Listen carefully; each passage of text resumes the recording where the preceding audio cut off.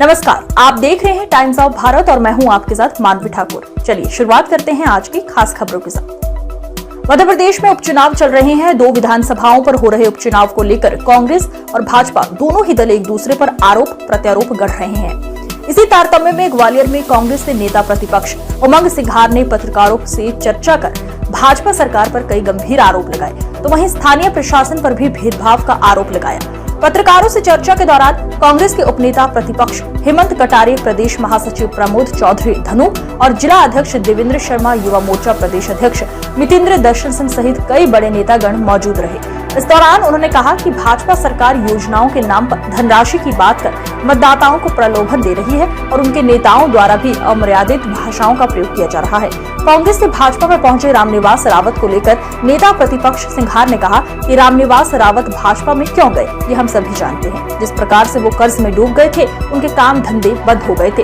उनकी आर्थिक स्थिति बड़ी खराब हो गई थी और जनता को विश्वास दिलाने के लिए अपने मुनाफे के लिए बेच दिया।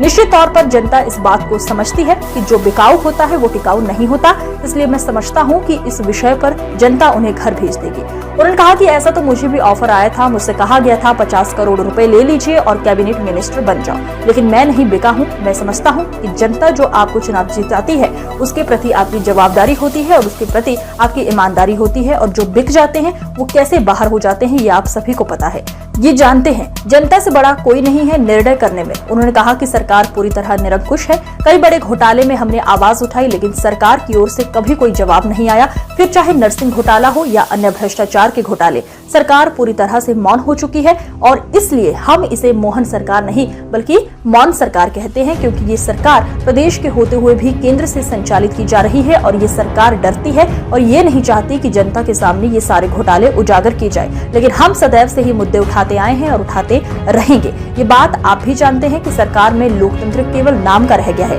केवल सरकार में हिटलरशाही और मनमानी चल रही है। सरकार और स्थानीय प्रशासन पर गंभीर आरोप लगाते हुए नेता प्रतिपक्ष ने बताया कि हमारे उपनेता प्रतिपक्ष हेमंत कटारे द्वारा की गई शिकायत के बाद रिटर्निंग ऑफिसर को तो हटाया गया, लेकिन जो अभी वहां के कलेक्टर बने हैं वो गरीबों को औकात दिखाने की बात करते हैं। और ये कलेक्टर कहां से आए हैं? वन विभाग के उप सचिव थे और वन विभाग के मंत्री हैं रामनिवास जी। तो इन दोनों का क्या रिश्ता है ये तो वही बताएंगे। क्या कलेक्टर रामनिवास रावत को चुनाव जीतने आए हैं? हम चुनाव आयोग से मांग करेंगे कि तत्काल कलेक्टर को वहां से हटाया जाए।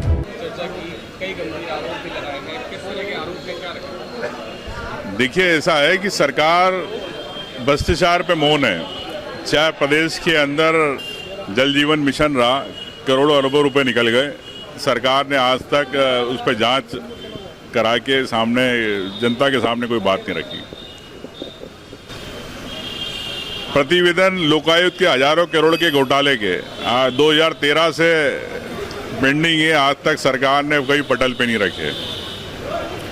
ग्वालियर के अंदर कई बार ग्वालियर की जनता को कहा है कि हम यहाँ पे पानी चंबल का आएगा, और इन्हीं के मंत्री गौरीशंकर बिसेन जी ने कहा था अगर पानी नहीं आया तो ग्वालियर की जनता को बिस्लरी का पानी पिलाएंगे।